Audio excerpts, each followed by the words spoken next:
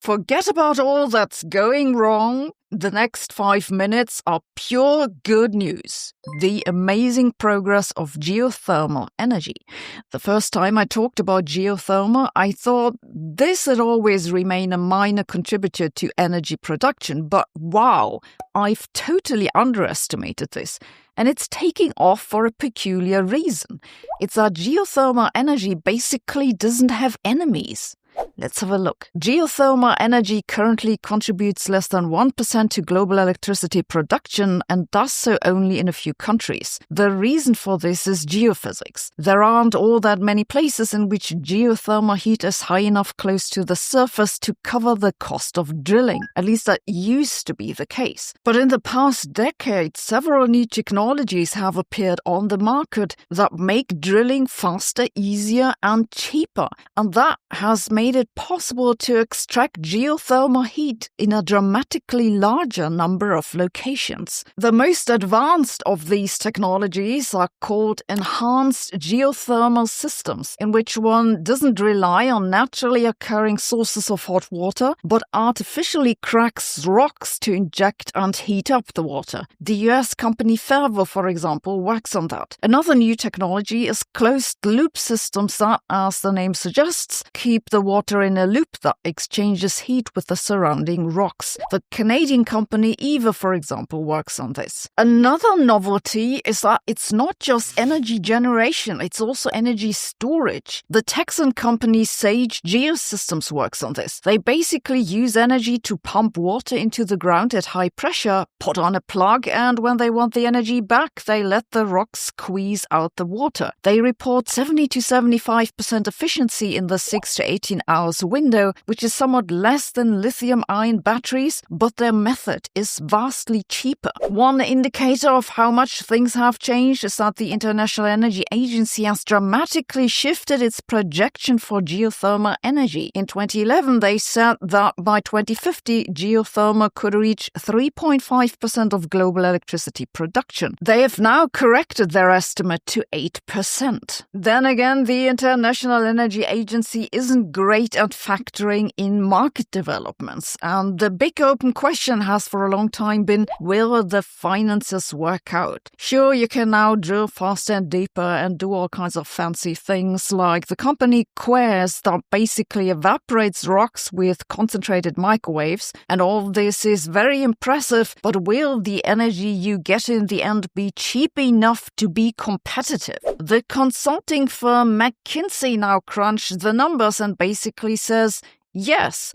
They say that while prototypes are too expensive to make financial sense, one expects the costs per plant to drop once the technology becomes standardized and established. By their estimate, which is for the United States, the levelized cost of electricity of enhanced geothermal will soon drop into the range of $54 or so per megawatt hour, which is likely still going to be somewhat more expensive than solar and wind, but kind of in the same ballpark. The closed-loop systems are more expensive, probably because building them takes more effort. They also predict a dramatic increase in geothermal capacity in the US by more than a factor of 10 by the year 2050. Rystad Energy has kept track of global investments and reports a staggering jump in money poured into geothermal in the past year, up by almost $2 billion, and it's likely going to go up more. I think the reason for this is that geothermal works for both the left and the right side of the political spectrum.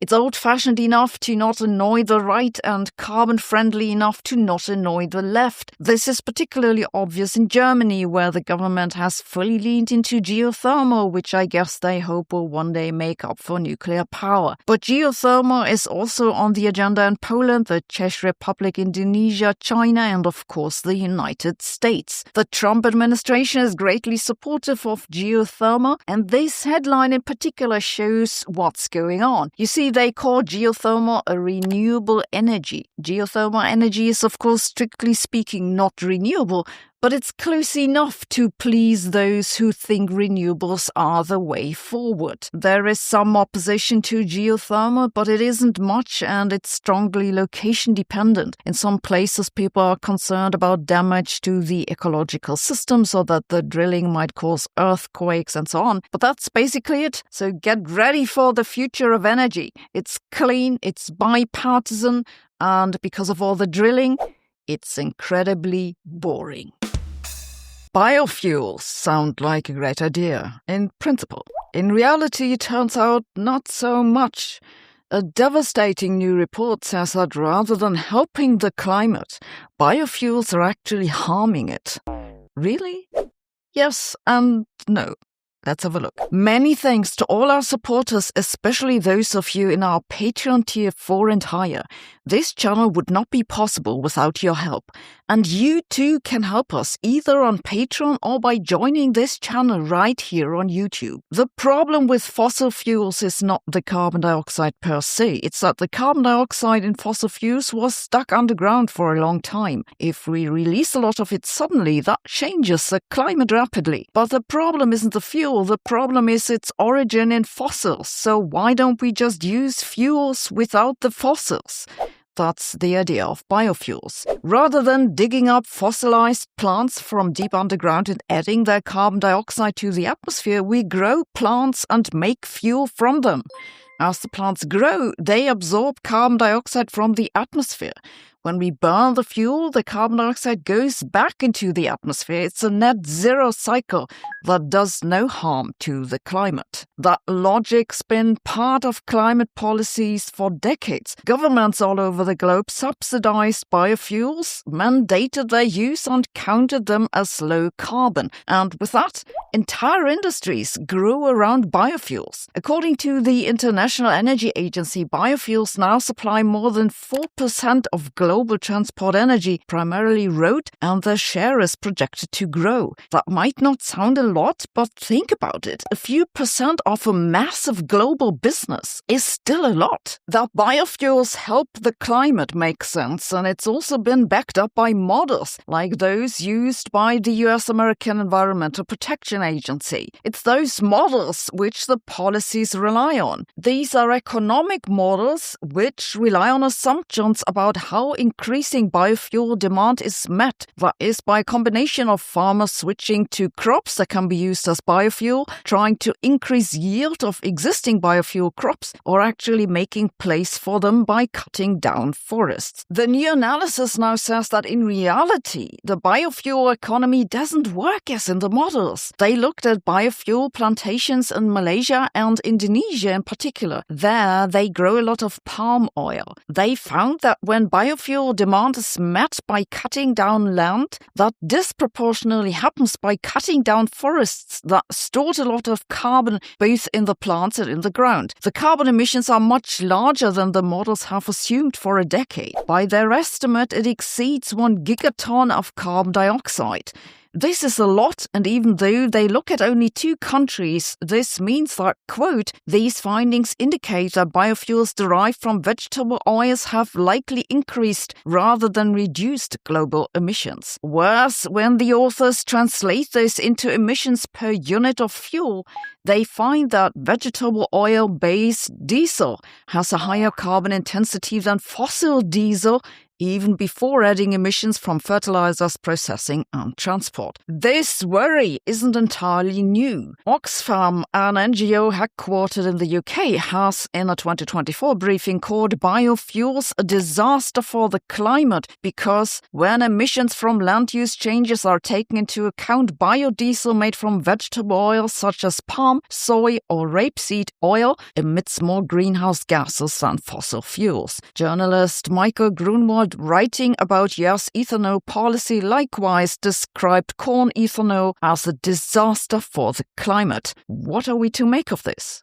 One word of caution is that this new report is a working paper from 3 agricultural economists at UC Davis. It has not yet been peer-reviewed. Another thing is that it's long been known that the climate footprint of biofuels depends on the type of crop used, both because some crops grow faster or because they can be converted into fuel more efficiently.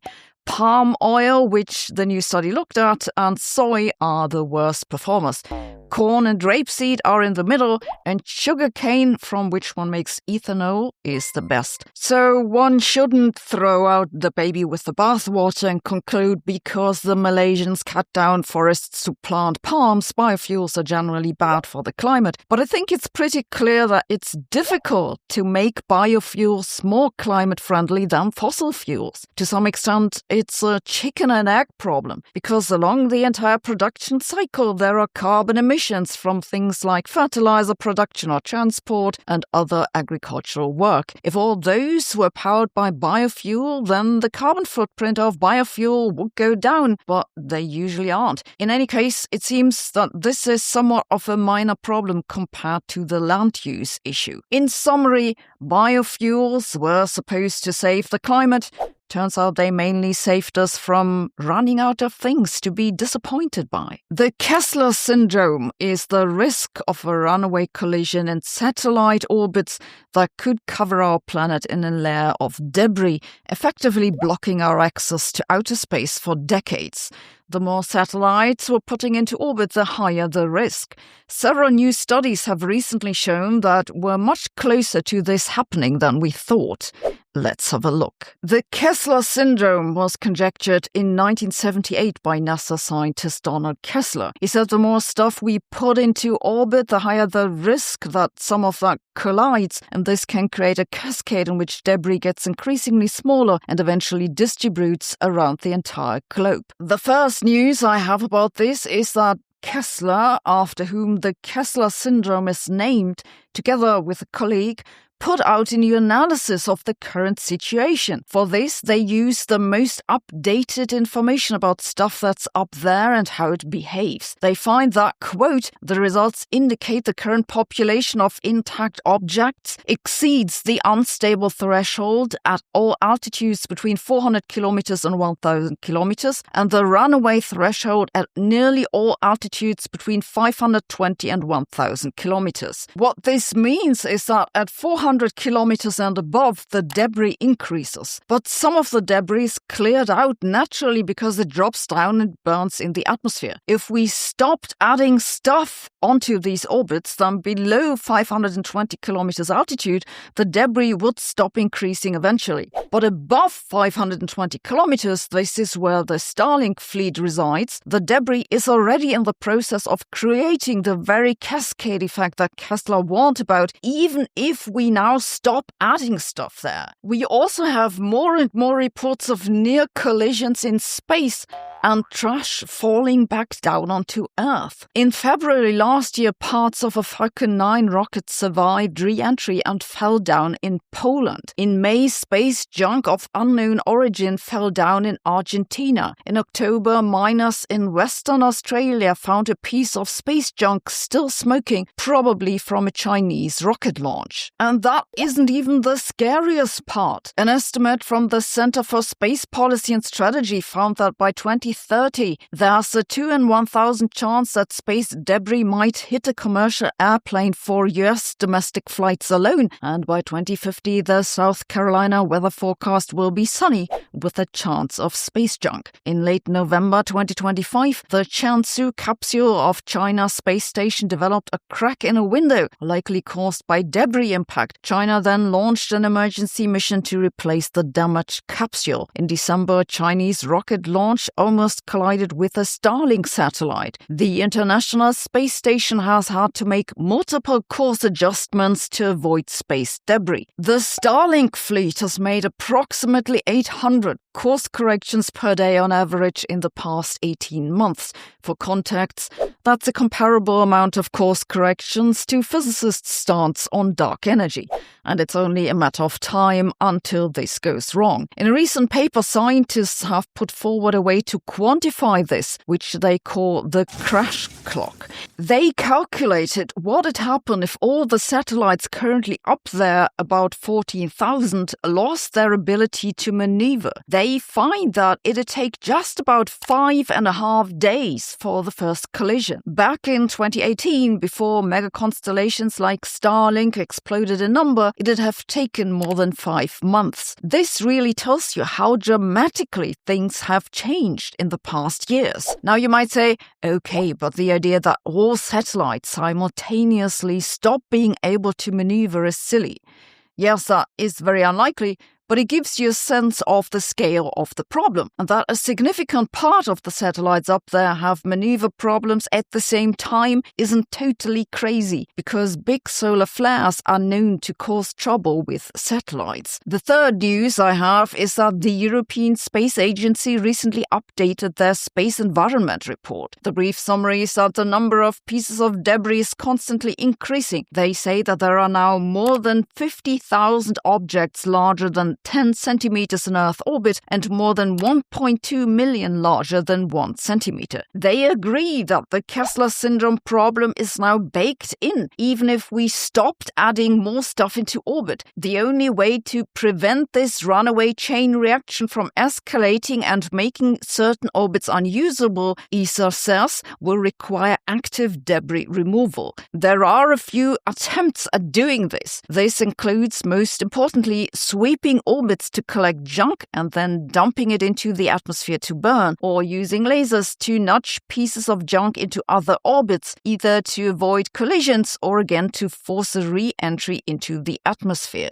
One prominent project for debris removal that's currently being planned is ClearSpace-1, backed by the European Space Agency. If successful, it'll be the first ever mission to actually remove debris. ClearSpace-1 will use a capture mechanism with robotic arms to grab and deorbit a 100-kilogram payload adapter left in orbit from a 2013 launch. The mission is scheduled for launch in 2029. Well, on the bright side, being surrounded by a junk layer is quite a techno signature, isn't it? Hello? Hi, Elon. Round trips to space with a junk hunting option. You're brilliant. Love you too. Bye. Thanks for watching. See you tomorrow.